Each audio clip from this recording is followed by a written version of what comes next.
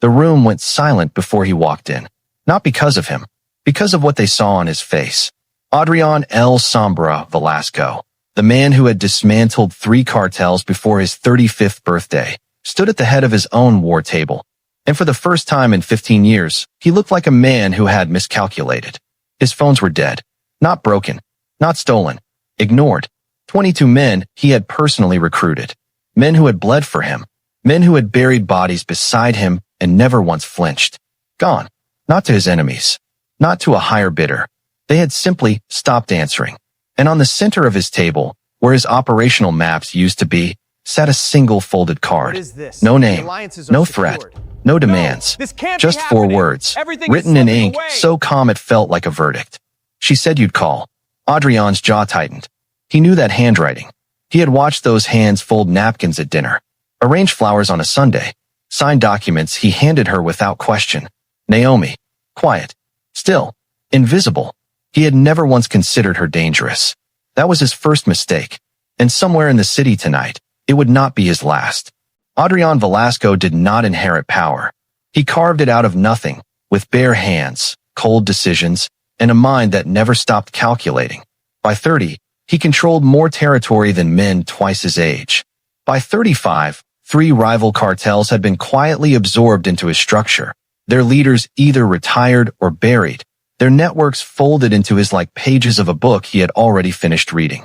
He was called El Sombra, the Shadow, not because he hid, but because by the time anyone saw him coming, it was already over. His compound sat on the northern edge of the city, behind 12-foot walls and a security apparatus that cost more annually than most governments spent on intelligence. 16 cameras, 8 rotating guards, a private comm channel that changed frequency every 72 hours. He had built every layer himself. He trusted no one with the full picture. That was his religion, and for 15 years, it had kept him untouchable. His inner circle was small by design. Marco, his head of security, a former military contractor who communicated in 2-word sentences and never asked unnecessary questions. Davi, his logistics chief, meticulous, invisible, loyal in the way that only men who had been saved from ruin could be loyal. Reyes, his enforcer, quiet as stone and twice as hard. And then there was Naomi. Naomi Vance had entered his world 18 months ago through a referral he had almost declined. A financial restructuring consultant brought in during a complicated transition period when 3 separate revenue streams needed to be legally insulated from a federal investigation that never materialized. She was efficient, thorough. She asked the right questions and never the wrong ones. She delivered results without drama and left every room the same way she entered it, without drawing attention. Adrián had watched her carefully in those first weeks. Old habit. He watched everyone. What he saw was a woman who was exceptionally good at her job and entirely uninterested in anything beyond it. No probing questions about his other operations. No attempts to build personal rapport with his lieutenants. No angling for access she hadn't been given. She was, by every measure he used, safe. So he kept her. He gave her an office 2 floors below his. He gave her access to the financial architecture, the legitimate layer, the one that faced the world cleanly. He included her in select meetings. He referenced her work in conversations with outside partners. Over time, her presence became unremarkable, comfortable, expected. She attended dinners when required. She sat at the edges of rooms and said very little. When she did speak, it was precise and purposeful, never a wasted word. She had a stillness about her that Adrián had unconsciously interpreted as contentment. He never asked where she came from.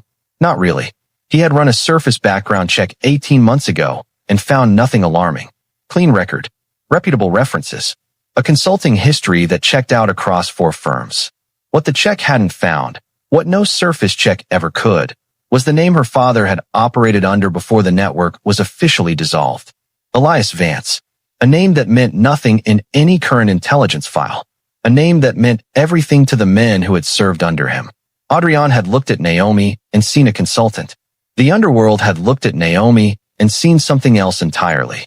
They had seen the daughter of Elias Vance, trained, patient, and waiting. And they had been waiting with her. The empire Adrián believed he had built entirely alone had been quietly watched over for 18 months by a woman he never once thought to fear. Naomi Vance grew up in a house with no photographs on the walls. Not because they were poor. They were the opposite of poor. The house was large, deliberately unremarkable from the outside, and immaculately maintained within. There were paintings, abstract, anonymous, purchased specifically because they revealed nothing about the people who lived there. But no photographs. Her father, Elias Vance, had one rule that preceded every other rule in their household. Visibility is a liability. He said it the way other fathers said grace before meals. Quietly, consistently, with the absolute certainty of a man who had learned it the hard way. Elias had built his network across 4 continents over 2 decades, not through violence alone, but through architecture.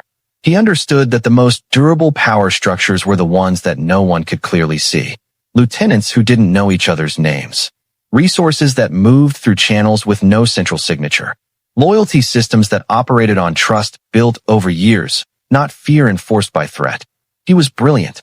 And when the external pressure came, a coordinated dismantlement operation that took 3 governments and 6 years to execute. What they officially destroyed was the visible portion. The surface, the name, the entity, the roots. Elias had already moved underground. Before the final collapse, he had done one more thing.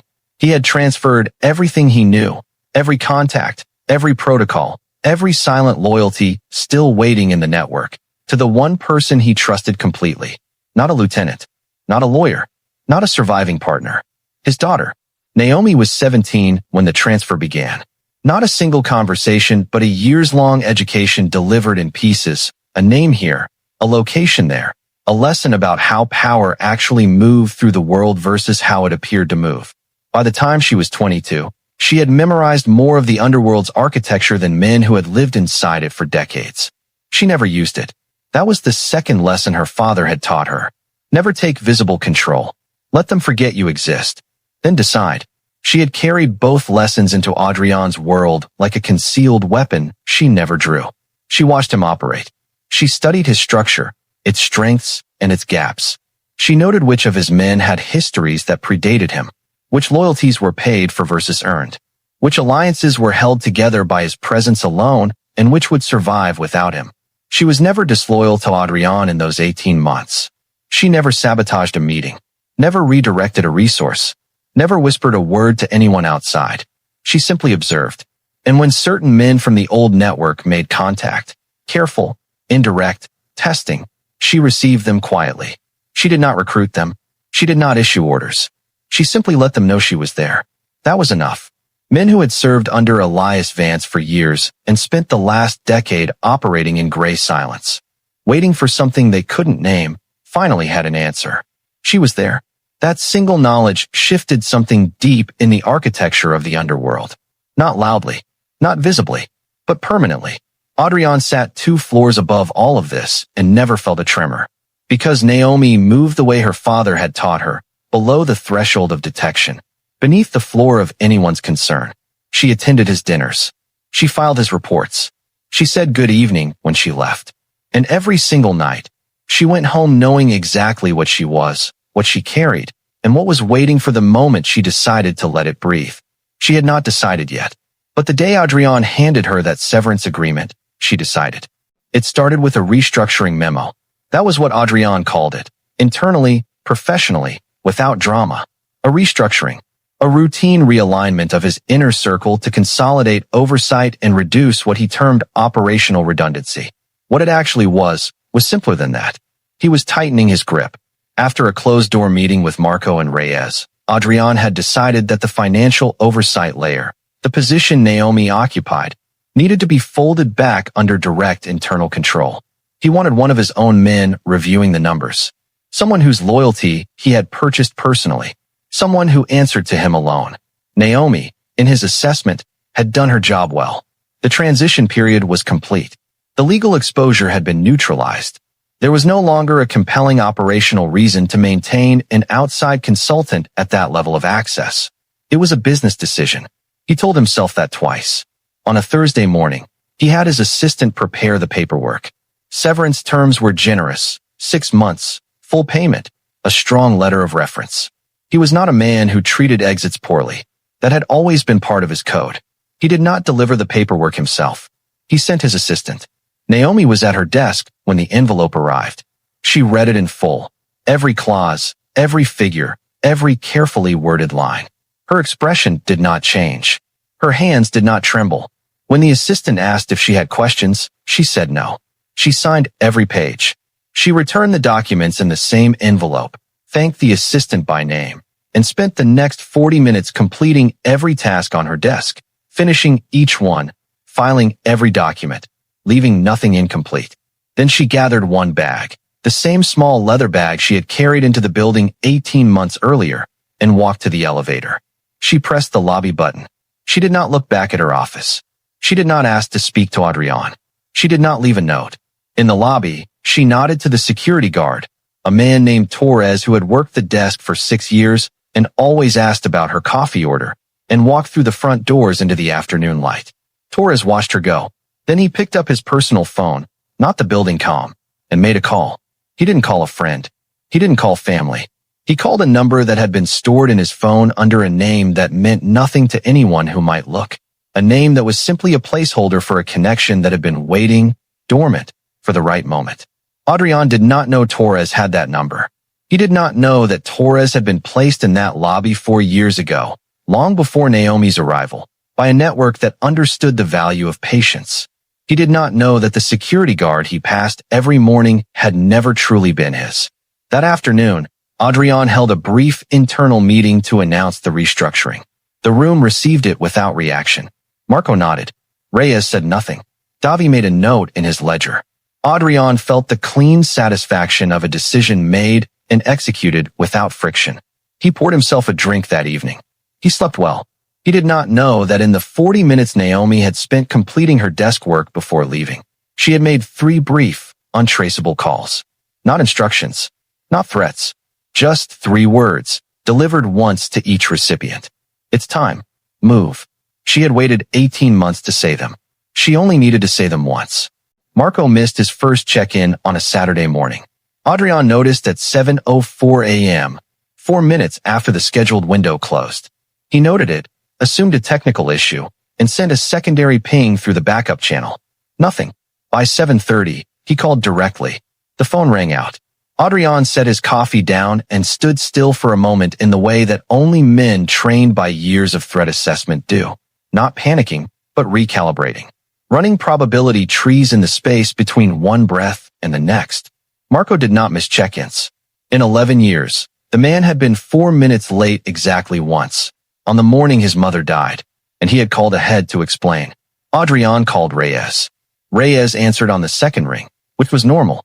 He said good morning, which was normal. He confirmed his current location and security status, which was normal. Then Adrián asked if he had spoken to Marco. The pause that followed was brief. Less than 2 seconds. But Adrián had spent 15 years reading the pauses of dangerous men, and something in that 2-second gap landed wrong. Not today, Reyes said. His voice was flat. Professionally flat. The kind of flat that was indistinguishable from neutral unless you had heard the same voice in 100 high-pressure rooms and knew exactly what authentic calm sounded like compared to performed calm. Adrián ended the call without showing his hand. He contacted Davi next. Davi answered, gave a full logistics report, and mentioned nothing unusual. But when Adrián asked about the Eastern warehouse crew, a 4-man rotation that checked in every 6 hours, Davi's response was 2 beats slower than his reports ever were. I'll confirm and get back to you within the hour. He did not get back to him within the hour. By noon, Adrián had attempted contact with 9 members of his inner and secondary circle. 6 had responded, all present, all apparently operational, all slightly off in ways he could not have explained to anyone who hadn't known them as long as he had. 3 had not responded at all. He pulled up the security camera feeds for the Eastern compound. Everything looked normal. Vehicles in place. No breaches. No visible disruption. He pulled the comm logs for the past 72 hours. Routine traffic. Nothing flagged. He ran a cross-check on the financial monitoring systems, the systems Naomi had managed, and found them operating within normal parameters, processing on schedule, generating clean reports. That was what unsettled him most. Not the silence. Not the missed check-ins. The fact that everything still worked. In every crisis Adrián had ever navigated, disruption announced itself. There were scrambled signals, failed transfers, communication blackouts, men who turned up in the wrong places. Chaos had a signature. It always did. This had no signature. This was perfectly maintained, quietly hollowed normalcy. His empire looked exactly the same from the outside. But something had changed in the connective tissue, in the invisible architecture of loyalty and communication that held everything together beneath the surface. Something had shifted in the night. He stood at his window that evening, looking out over the city, and for the first time in 15 years allowed himself to feel something he had not felt since before he became El Sombra. Uncertainty. Not fear. Not yet. But the specific, cold discomfort of a man who realizes, for the first time, that he may not be seeing the full picture. He picked up his phone. He almost called her. He didn't. That was his second mistake. By day 3, Adrián stopped waiting for his circle to explain themselves. He went outside it. He had maintained a carefully kept list of independent contacts, men and women who operated in the neutral spaces between organizations. Brokers, facilitators, couriers of information who sold to everyone and belonged to no one. He rarely used them. When he did, it was because he needed a perspective unconditioned by loyalty to him. He started with a broker named Solis, a woman who had facilitated 3 of his most delicate acquisitions over the years. Reliable, unsentimental. She traded in information the way other people traded in commodities, efficiently, without attachment. She answered immediately. Adrián, she said, and her tone was off before she finished his name. He asked her directly, was there movement in the market? Unusual consolidations? New power coming into the territory? Solis paused. Not the way Reyes had paused, not perform neutrality. This was genuine hesitation. The pause of someone choosing their words carefully, not out of deception, but out of something closer to discomfort. There's been quiet repositioning, she said finally. Assets moving. Allegiances clarifying. Nothing aggressive. Everything very organized. He asked who was behind it. Another pause. I was told you'd be calling, Solis said. She said to tell you that everything is stable and that you shouldn't worry. Adrián's grip on the phone tightened. Who told you that? But Solis had already disconnected. He called 4 more contacts over the next 2 hours. An intelligence broker in the Eastern District. A logistics coordinator who worked across 6 independent operations. 2 financial intermediaries who had processed transactions for him years ago. Every single one of them had already spoken to her. Not recently. Not hastily. These were not emergency conversations conducted in the last 72 hours. Some of them had been in contact with her for months. One of them, a man named Pryor, who had worked the southern corridor for over a decade, paused when Adrián asked how long.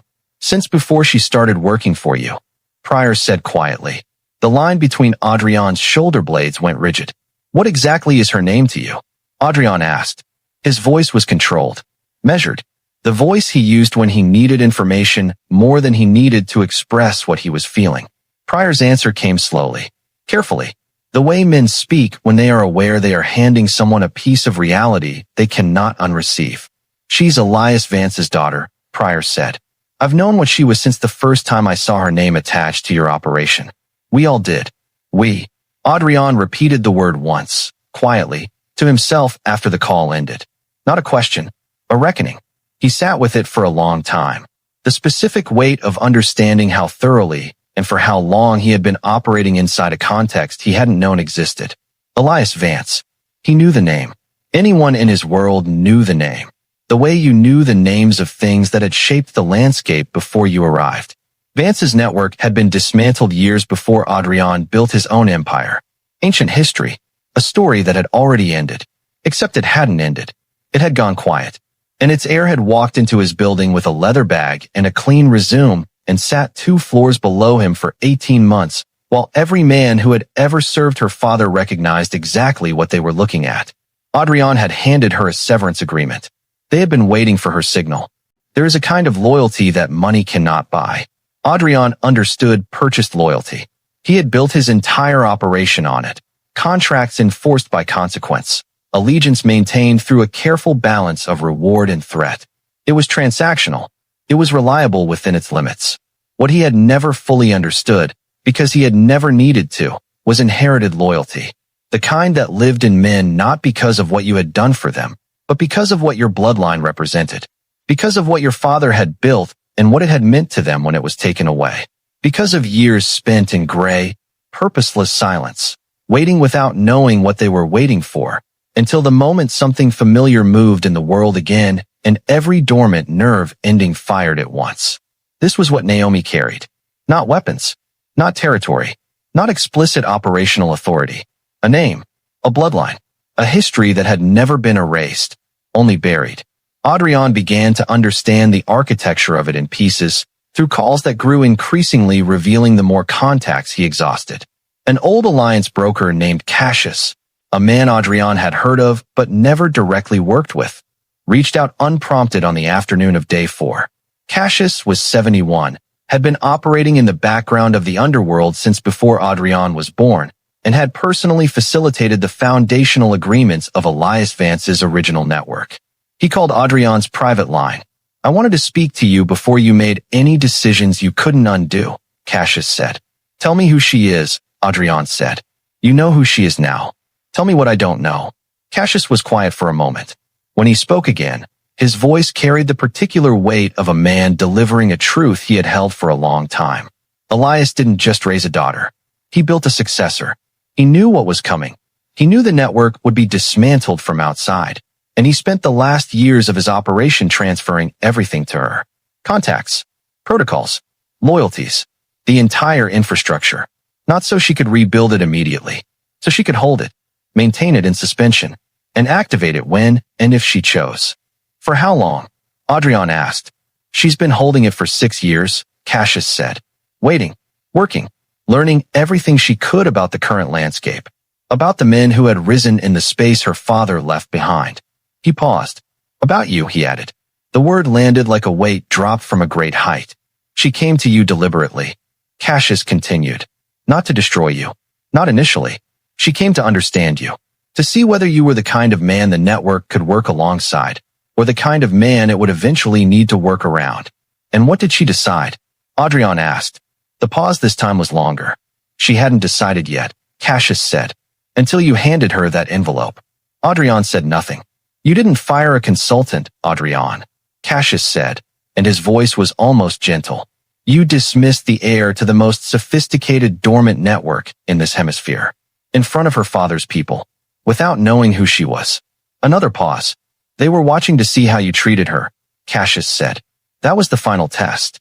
And you failed it before lunch on a Thursday. The line went quiet. Adrián stood motionless in his office for a very long time. Outside, the city continued exactly as it always had. But inside the architecture of power, in the invisible spaces where real decisions were made, something had irrevocably shifted. And he was the last person to know. There is a particular kind of collapse that never announces itself. No explosion, no breach, no visible moment of fracture you can point to and say, there, that's where it broke. It simply becomes undeniable one morning when you reach for something that has always been there and find the space where it used to be. That was how Adrián's empire began to come apart. Not violently, not chaotically, with a precision so quiet it felt almost respectful. On the 5th day, he called a meeting of his full operational tier, 12 men, the core of everything he ran. 8 arrived. 3 sent messengers with professional explanations, scheduling conflicts, prior obligations, logistical complications that were plausible enough on the surface and hollow enough underneath that Adrián could feel the difference without being able to prove it. 1 sent nothing. He ran the meeting as though nothing was wrong. He gave directives. He received reports. He outlined the week's operational priorities with the same controlled authority he had exercised for 15 years. The men in the room listened, nodded, responded appropriately, and when the meeting ended and they filed out, Adrián watched their backs and understood, with the particular instinct of a man who had spent his entire life reading rooms, that he was no longer the center of gravity in that building. He was still the most visible authority, still the name on every agreement, still the face every external partner expected to see. But the weight had shifted. Subtle, structural, the kind of shift that didn't show up on any surface, but that changed everything about how the whole thing stood. He began running internal checks, quietly, without alerting anyone to what he was looking for. He traced communication patterns across his organizational network. He mapped response times. He noted which directives were executed promptly and which ones experienced unexplained delays. The pattern that emerged was not random. Resources moved, but not always on his authority. Decisions he hadn't made were being implemented correctly, efficiently, without disorder. Logistics he hadn't directed were being executed by teams that had apparently received their instructions from somewhere he could not identify. His empire was still running, just not entirely on his commands anymore. It was the most disturbing thing he had ever witnessed, not because of what was being taken from him, but because of how seamlessly it was happening. No drama, no confrontation, no hostile takeover with a face and a name he could oppose. Just a gradual, graceful assumption of control by a presence he couldn't see or directly address. He found the first concrete evidence on day 6. A property transaction, a warehouse acquisition in the Western District that had been in negotiation for 4 months, had been completed. Signed, filed, processed through the correct legal channels, through the correct holding entity, with the correct financial instruments. He had not authorized it. He pulled the authorization trail. It was clean. It led back through 3 layers of legitimate paperwork to a signatory whose credentials were perfectly in order and whose name Adrián did not recognize. He ran the name. It traced back to a holding structure he had no record of establishing, which traced back further to a parent entity incorporated 6 years ago, which listed as its founding director a name that had been removed from every current intelligence file. Elias Vance. The transaction had been completed using infrastructure that predated Adrián's entire empire. He sat back in his chair and felt, for the first time in 15 years, the specific, vertiginous sensation of standing on ground that was not actually his. It had never been entirely his. He was only now being allowed to understand that. On the 7th night, the external threat arrived. Adrián had known for weeks that a rival faction, a syndicate operating out of the northern corridor under a man named Carver, had been quietly testing the edges of his territory. Minor incursions. Nothing that warranted full escalation. The kind of low-level pressure that experienced operators use to map response patterns and identify weaknesses. He had been monitoring it, managing it, preparing a response that would be measured, proportionate, and sufficiently decisive to close the matter. What he had not known, what his intelligence apparatus had failed to surface, was how far Carver's preparation had actually progressed. The briefing came from an unexpected source. A man named Cole arrived at Adrián's compound on the 7th evening without an appointment. Cole was not part of his organization.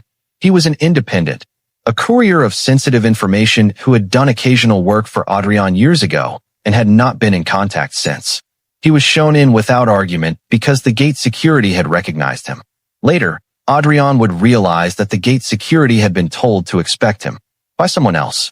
Cole sat across from Adrián and placed a thin folder on the table between them. "You have 48 hours before Carver moves," Cole said.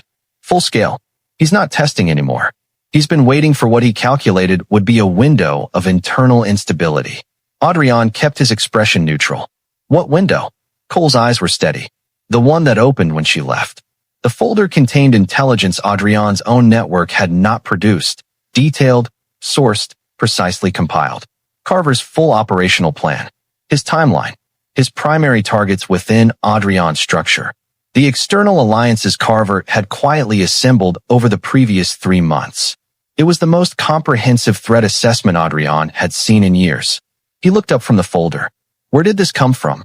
Cole held his gaze. "You know where it came from." Adrián set the folder down carefully. She had been watching Carver for months. While she sat 2 floors below him filing reports and attending meetings, she had been running a parallel intelligence operation, monitoring the external threat landscape with resources and contacts his own network didn't have access to. She had known Carver was coming before Adrián did.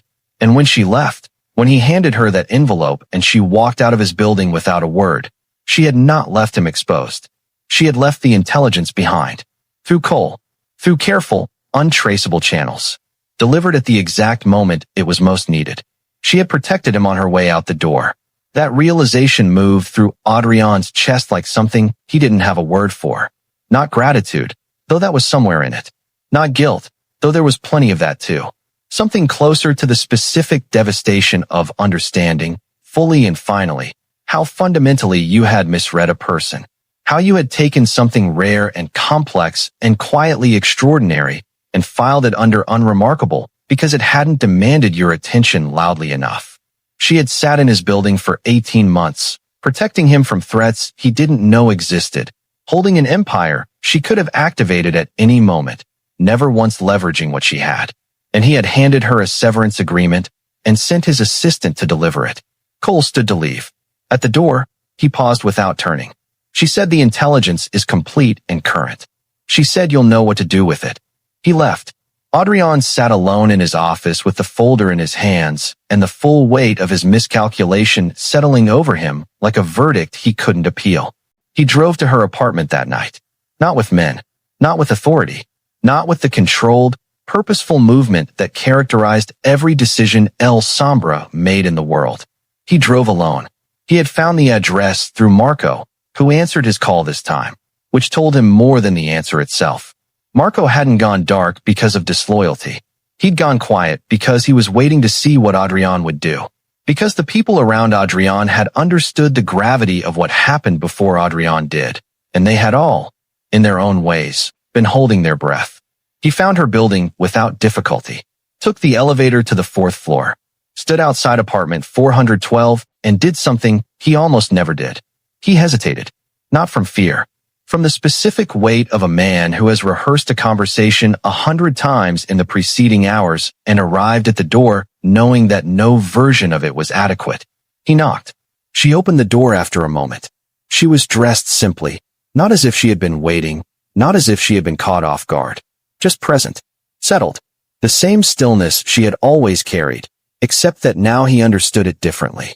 It wasn't the stillness of someone at rest. It was the stillness of someone who had never needed to move quickly because they had always been 10 steps ahead.